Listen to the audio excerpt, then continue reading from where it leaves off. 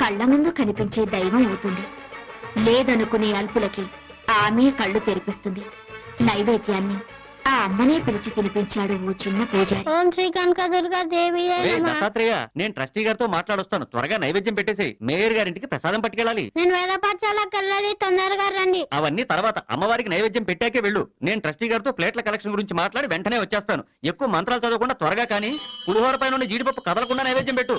తినమ్మా తిను. నేను